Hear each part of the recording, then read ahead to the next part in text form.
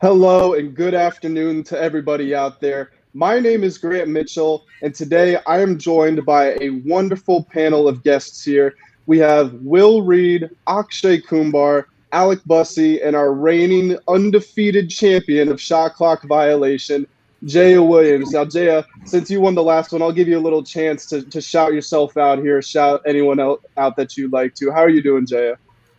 Oh, I'm doing amazing. It's a great day to talk some basketball, talk some football, and I'm ready to debate these guys. I'm ready to get into it. Yeah, and we have a first timer here on the show, Alec Bussey. And before we hop into it, Jaya mentioned we've got some great topics lined up today. We ran a poll on the Twitter page and we asked the fans to chirp in at the Sports 2.0 network who they thought would win today's show. And now we came up with some betting odds of our own from the Tanner Kern Sportsbook, which is worth absolutely no money, but whatever. He's got the odds right here. And according to the people, Jaya and Will are the odds-on favorites. Akshay got second place last time, so we gave him the second best odds. He got one vote, so he's going to have something to prove here. But we are ready to jump right into it with our first topic of the day, and we're talking about the Milwaukee Bucks and specifically Giannis Antetokounmpo. Now, obviously, the Bucks lost their game last night with the Atlanta Hawks in pretty convincing fashion. And with a hyperextended knee, it looks like Giannis could be out for an extended period of time. And we're going to start with our defending champion here. Jaya, you have 1 minute. You are on the clock. All righty. Well, what is going on, you guys? It seems like the NBA just cannot stop losing their superstars to injuries this season. But the Bucks losing their two-time NBA MVP, the whole team is built upon Giannis defensively, and he's the face of their franchise. So losing them is a huge deal. I mean, the Bucks shot 39.3% tonight, their second worst field goal percentage in a game this postseason, even before the injury. So now that Giannis is out, I mean, this is really not looking good for the Bucks. Obviously, Trae Young's out for the Hawks too, but Lou Will just proved that he can fill in for Trae Young and put some points up. So honestly, I mean, it's really just not looking good for the Bucks at all. The Hawks have been the underdog this whole season, and I really feel like they can win the series over the Bucks without Giannis there for their support. Yeah, Lou Will definitely one of the more impressive people to step up in the last game. Akshay, you were the runner-up on last time, so you're going to go second here. What do you think that Giannis's injury means for the Bucks? Akshay, you're on the clock. It means everything. You know, even with Trae Young not playing in that game, Giannis had 0 points in that first quarter. Obviously suffered that terrible injury in the third quarter. But, you know, when Giannis was playing bad, so was the rest of the team. Chris Middleton was shooting horribly. Drew Holiday was shooting horribly. Brook Lopez was taking bad shots like usual. So, you know, this team is, you know, very dependent on Giannis on the offensive and defensive end. They lose their best rebounder. I think that this series is not necessarily over. It's tied 2-2 going back to Milwaukee. I think that both teams have a good shot, but I think that the Hawks do have an advantage here. They showed that they can play without their best player, and they have people that can step up. The Bucks are just way too inconsistent, even with Giannis. So even, you know, without their best player, I don't know who's really going to step up for this team, and I think that their finals chances are very low at this point. Yeah, the Bucks have not been convincing when they've had expectations pressed on their shoulders. Will, you were the first one voted out last time. We're trying to see if you can redeem yourself here. What do you think that Giannis's injury means for the Bucks and for this series? You are on the clock. Giannis's injury means the end of the Milwaukee Bucks in these NBA playoffs if he is not able to come back. I don't care what Kendrick Perkins had to say. If Chris Middleton is the Batman to Giannis's Robin, that is completely false. Giannis is the Batman. I mean, you can see it. Chris Middleton is the perfect example of Robin. You know how Robin barely shows up in any Batman movies or TV shows? He shows up sometimes. That's what Chris Middleton does in the NBA. He shows up sometimes. I tried to put a bet on him yesterday. He failed. I hate Chris Middleton from now on. He is completely the Robin of this team. You saw it in last game, in game 4. Giannis was out. They were down 10. The Hawks go on a 12-2 run and completely blow the Bucks out of the water for the rest of the game. Giannis is like the key part to this Bucks team. He does everything for this team. He rebounds. He brings the ball to the basket. He can pass. He plays great defense. He's a defensive player of the year, 2-time MVP. The Bucks are nothing without Giannis Antetokounmpo. Yeah, well, that really strikes a chord with me. I had a similar rant when they lost that Game 5 to the Brooklyn Nets in the previous round. But to wrap up this first topic, we're going to go to the first timer, Alec Bussey. Alec, what do you think Giannis's injury means for the Bucks? You're on the clock. Yeah, so thanks a lot, Grant. I think the injury, obviously on the surface, is a pretty big deal for the Bucks. I mean, last night you look at the Hawks, you had 6 players finish in double figures, and Giannis being as capable of a defender as he is so important to controlling the Hawks when the Bucks are on the defensive end. You had Lou Williams finish with a career-high 21 points in his first playoff start ever. You had Bogdanovich get hot from behind the line, especially in the second half. He finished with 20 points. Clint Capella finished with 15 points. It's the most he's had in the series, just the second time in the series. He's finished in double figures to begin with, and obviously that's one of the major matchups that Giannis has in the paint.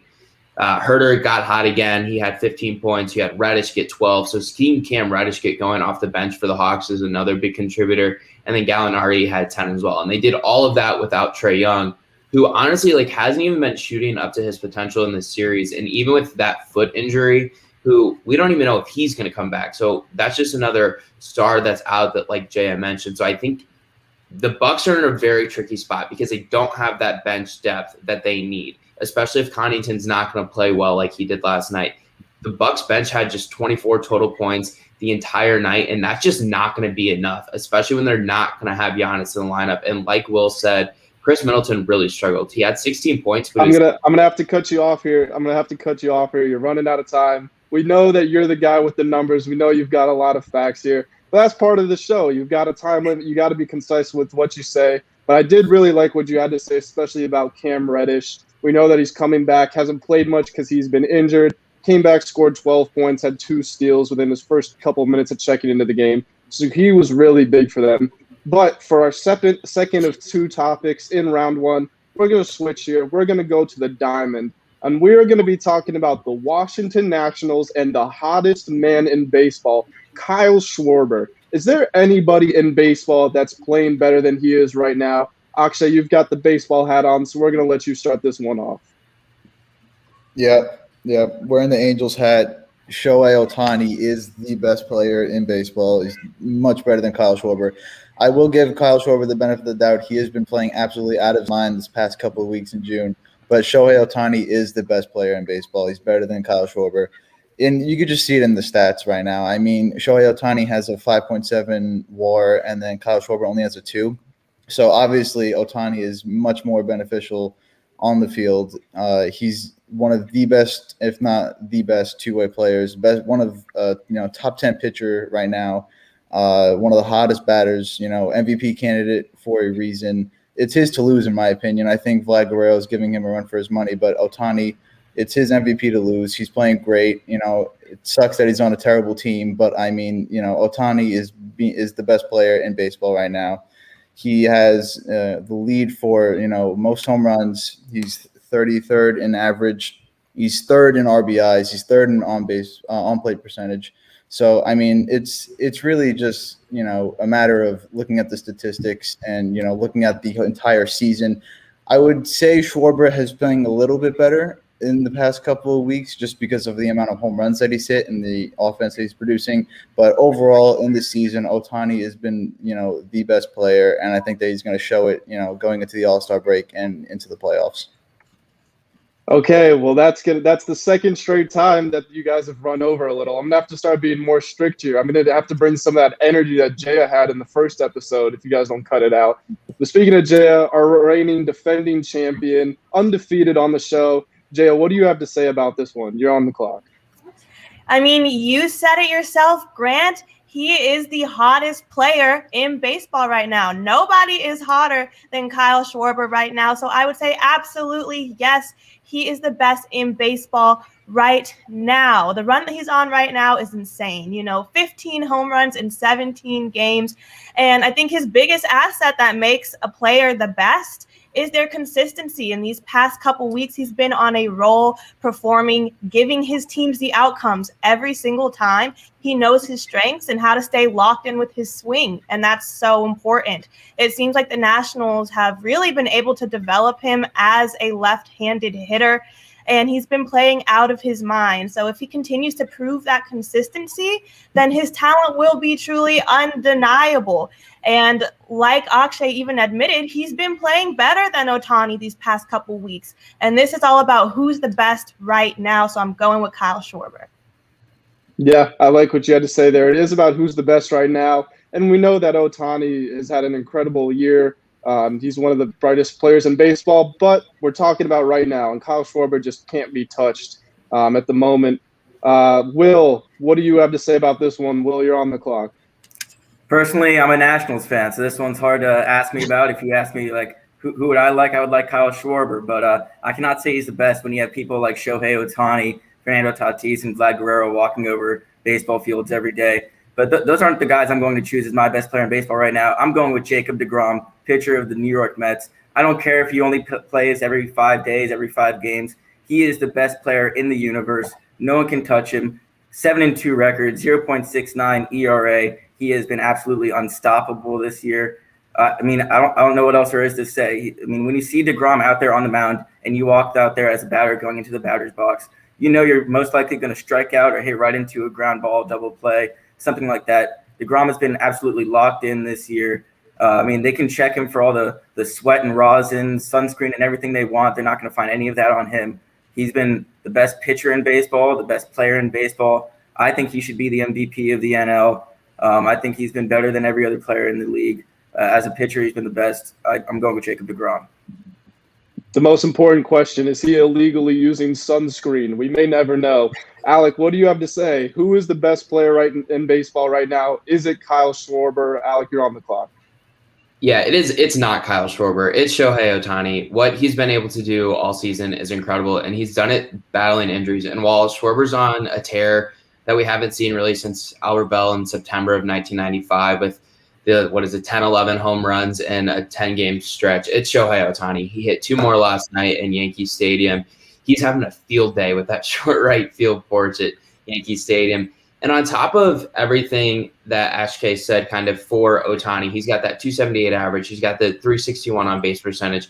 He has an OPS over 1,000, and his OPS plus is 75% above league average. That's absurd. And we haven't even talked about what he's done on the mound yet as a pitcher. And he's got just that 3-1 record, but wins and losses don't matter as much as they used to. And he's still rocking that 2.58 ERA. So Ohtani's not only the best player, he's the best thing to happen in baseball in the last forever, maybe. Wow. Now that is a bold statement. The best thing to ever happen to baseball. That's going to do it for the end of round 1. I really liked what you all had to say. Will the Wizard did not freeze, so that's an improvement for him. He actually managed to deliver his answer to the second topic. We've got a comment from Ryan Newell. Agree, Alec, Ohtani is the answer.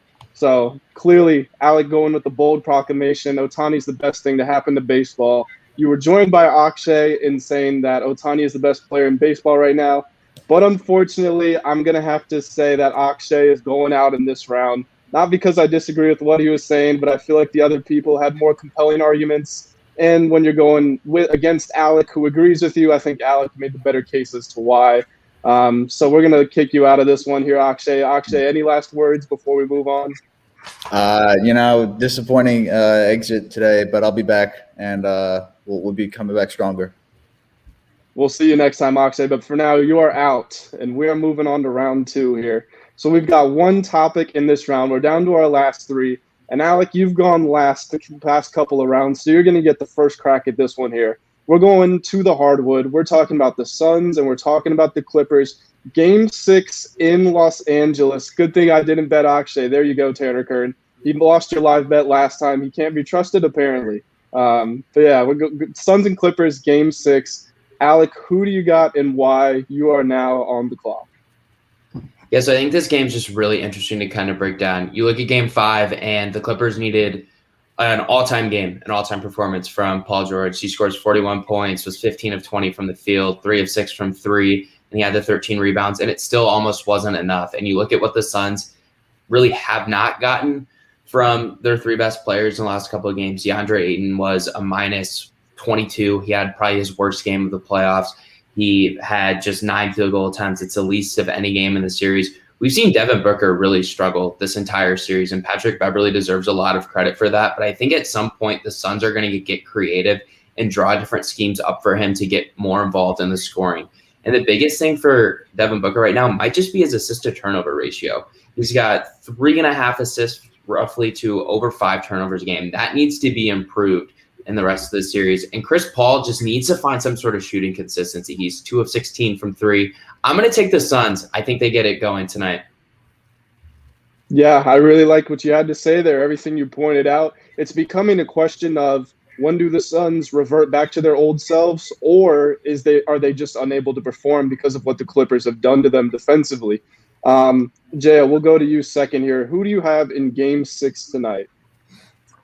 I have got the Suns. They are only one more win away from securing their spot in these finals. And I think that's motivation enough for this team to bring their all and end this series. They're the most motivated. They have a Hall of Famer, an MVP candidate as their point guard, an all-star shooting guard, and DeAndre Ayton at center. This team's foundation is just stronger than the Clippers. Although Paul George has been stepping up to the plate, the Suns are just in a better position. I'm really expecting CP3 to step up, put on a much more aggressive performance than he did last game, and I think he's going to show us why he's one of the best point guards in the league. I think Booker's shooting will be on point, and I think they're going to the finals. Chris has never made the finals in his career, so he's more motivated than ever, and I think they're just going to prove themselves and prove to everyone else that they can do it tonight. So I'm going with the Suns. So we've got 2 for the Suns here. Jaya mentioned it. Chris Paul, never been to the finals. That's one of the biggest knocks on him. Will, are you sticking with the trend here, or are you going to switch up and go with the Clippers? Will, you're on the clock. I'm going to have to disagree with both my panelists here. I mean, Jaya mentioned it. She said that the Suns have all the motivation in the world. They were one game away from making it to the NBA Finals. But where was that motivation last game? They were one game away from making it to the NBA Finals, and what they do? They lost. And in this matchup, I think you got probably the best coaching matchup of these semifinals, Ty Lue versus Monty Williams. And if I'm having to take one of those 2 coaches, I'm going Ty Lue. His adjustments have been impeccable this series. I mean, putting out Patrick Beverley into the starting lineup to kind of slow down Devin Booker and Chris Paul. Terrence Mann has been a great defender for the Clippers out there on the guard position. And Ivica Zubac, he was injured for their last game. Hopefully he comes back for the Clippers in this one. He's been big time in trying to shut down these guard players and DeAndre Ayton in the paint. I think Tyronn Lue is the best coach left in these playoffs, and he's been doing a great job adjusting for the Clippers. And Alec mentioned it before, a big-time performance from Paul George in Game 5. I think he keeps it going. I mean, 75% shooting to score 41 points. That's great. I'm going with the Clippers.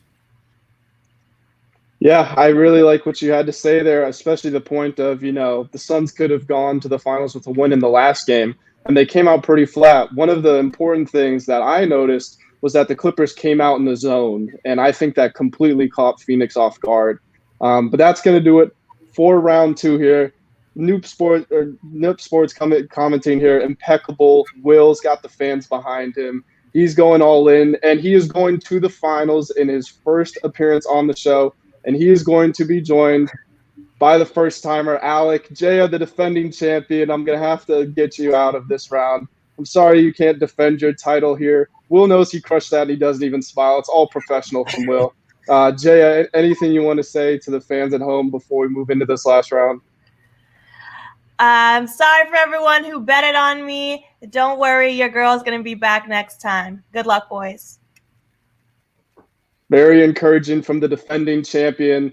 And now, like I mentioned, we've got the first-timer. He won the Sports 2.0 takes. He's been here before, whereas Will, you can catch him every morning on Parlay Power Hour with myself and Tanner Kern, 2 guys both experienced in handling expectations. And we're moving into the final round here. Now, this one's a little different. You both are each going to get 24 seconds to answer the question. Whoever spoke first will then get a chance to cross-examine the person that spoke in second, and the person who originally spoke second will get 24 seconds to then answer them. So you'll each speak twice per topic, 24 seconds each.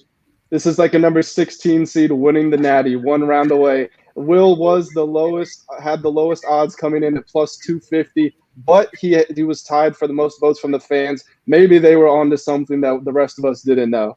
But let's jump into it. The final round here. We are going to start with Will making his debut in the final. What was more important to the Hawks and their most recent victory? Was it their youth or their experience? If we're talking about the most recent victory, we got to go with the experience. Their leader out there on the court in Game 4 was Lou Will. Lou Will had 21 points. I think he had near 6 assists, 5 rebounds. He had a great game. You had big performances from Danilo Gallinari.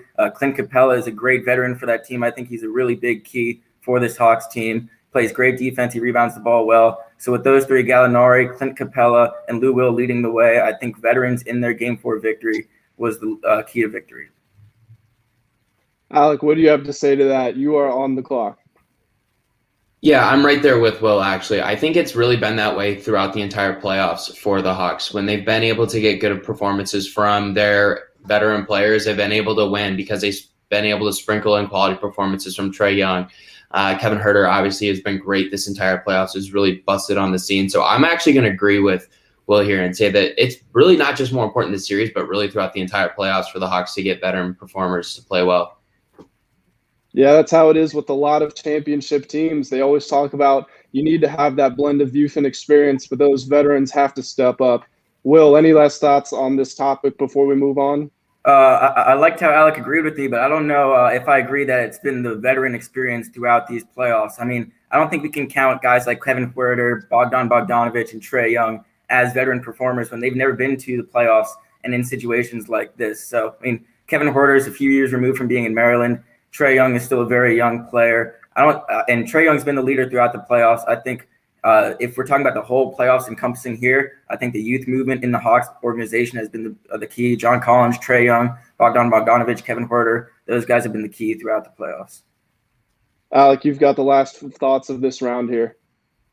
Yeah, I don't want it to make it sound like I think that Kevin Huerter is by any means a veteran in this NBA or that Trae Young is either. I think that those players, though, have played specifically Huerter and Bogdanovic have played above their age. They've played a lot better than their 22, 23 years that they've been around and the 2-3 years that they've been in the league. So I do think that the Hawks have benefited a lot from Lou Williams. And most honestly, I think Clint Capella has been huge for them. I think that he's been able to grab a lot of rebounds. He scored at timely points. So I'm going to say Clint Capella has been big for them as well.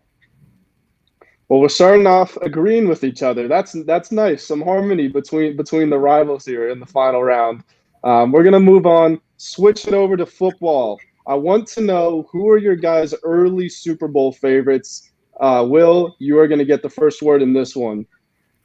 When we're talking Super Bowl favorites in the NFL, I can't help but name the Kansas City Chiefs as my favorite. I'm personally not a huge fan of Patrick Mahomes. I've been harping on him. He gets too much media attention, but he is the best quarterback in football, the most consistent quarterback. We saw in the Super Bowl performance against the Buccaneers, he had absolutely no help.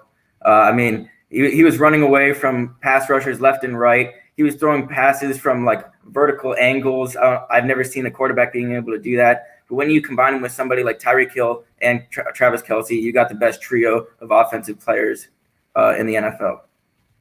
Do you dislike him because he's making $500 million and you're not? That could be part of the reason. Alec, your thoughts on this one? Who is your early Super Bowl favorite?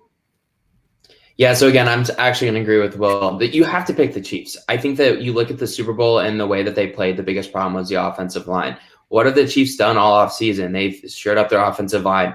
They traded a couple picks to go get Orlando Brown, play left tackle from the Ravens. They get Joe Thuney to play left guard. They sign Austin Blyle to play center. They get Kyle Long to come out of retirement to play guard or tackle on the right side. And then they get 2 former starters back from COVID opt-outs last year. I think the Chiefs shoring up that offensive line is really going to help them, and most notably Patrick Mahomes. Will, you've got another 24 here. What do you have to say to that? Yeah, that offense. I mean, I hate to agree with him because he's my rival here, but that offensive line is going to be key. But you also got to look on the defensive end. They got a lot of returning guys. They did lose Bashaud Breeland to free agency, but keeping Tyrann Mathieu, keeping Chris Jones, keeping Fred Clark, all on the defensive end is going to be huge for the Chiefs to make another Super Bowl run here. And I think it's bound to happen. The AFC is strong with the Bills and other members. The Chargers can make some noise in the AFC West, but the Chiefs are just too loaded on both sides of the ball. Alec, again, you've got the last words here. Yeah, I think it'll be really interesting to see how that defense does play. I'm happy you mentioned a lot of those guys, most specifically Tyrann Mathieu. You did mention Frank Clark as well. He's obviously going through some offseason problems, been arrested, was arrested for a firearm charge. It'll be interesting to see how much of an impact he's able to even have for the Chiefs this offseason. But I still think the Chiefs defense is going to be enough. They don't have a lot of the star power that other teams do on that side of the ball, but it's good enough, and it's good enough, well put together talent that just seems to work really well. Well, we're 2 for 2 on agreements here, and for what it's worth, you've got to take the Kansas City Chiefs as the early favorites. They've been to 2 in a row. They won the one. They got blown out, but that was uncharacteristic. So I'll pitch in here, and I'll say I'm going with the Kansas City Chiefs here to nobody's surprise. So it's going to come down to this one. This is the final topic of the entire show. Before we wrap up, first things first, make sure you are subscribed to the Sports 2.0 network. We've got a bunch of shows coming out this week. We're right around 400 subscribers, going up every day. And check out the Sports 2.0 network to stay up to date with the latest news and content in the sporting world. Now, final round. We're going to switch it up, and we're going to let Alec talk first here. We've got Game 2 of the Stanley Cup Finals. Who you taking and why? Yeah, when you look at the way Game 1 went, the Lightning were able to put 5 goals on Carey Price, and that's the most Carey Price, obviously a legendary goalie, one of the best in the NHL over the last decade or so. It's the most goals he's given up in a playoff game all season. So that doesn't give you a lot of hope that a Destiny team like the Canadiens are going to be able to overcome a reigning Stanley Cup champion Tampa Bay Lightning. And the biggest key for me, in their opinion, for the Canadiens is having a quality first period. They really struggled in the first period in Game 1. Will, your thoughts on this matchup tonight? I mean, Alec has it right. The Tampa Bay Lightning should come out hot again in this one. You've got Vezina winner Andrei Vasilevsky. You got James Norris Trophy winner, best defenseman in the league, Victor Hedman. You got the best playmaker in the league, Nikita Kucherov. You got goal-scoring machines in Braden Point and Steven Stamkos.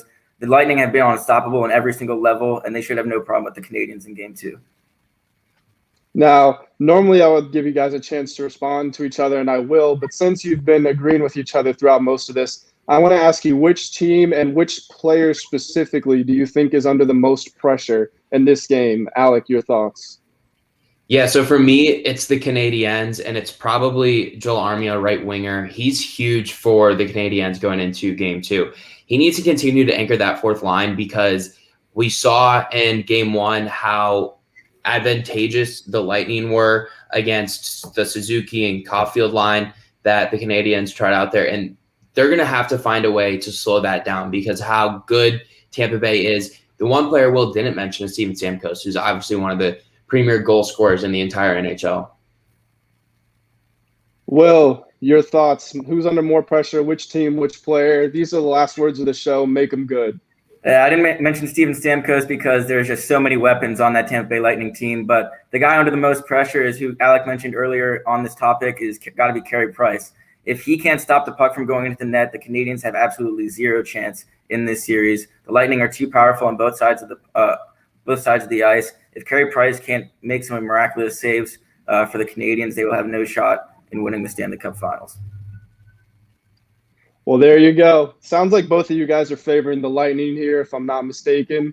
But yeah, this was an amazing show. Shout out to Jay Williams and shout out to Akshay Kumbar. Gone but not forgotten. They'll be back on future episodes. But this has been the final of Shot Clock Violation. Got a comment here from Tanner Kern. Will just hit a home run in the bottom of the ninth, plus 250 odds. Will was the long shot coming in to take this one. And I have to say that I'm going to give it to him on this one. Alec, extremely well prepared, very well done. But Will was just rattling things off the top of his head. No hesitation. He's got the memory bank all loaded up. So, Will, we're going to let you give the final thoughts of the show here. Will, what do you have to say? As I suspected, I came here expecting to win. Last time I was robbed, my internet connection failed me. I moved to a better room this time. It didn't fail. We made it all the way through the show. I expect to keep on winning. I don't expect to lose in these coming weeks. So anyone who wants to try to come onto this show and challenge me for the crown, come and take it. Alec, a strong performance coming back looking a little tan from your vacation. But you heard some smack talk here from Will. We're sure you're going to have something to say about that in the future, given you won the 2.0 takes.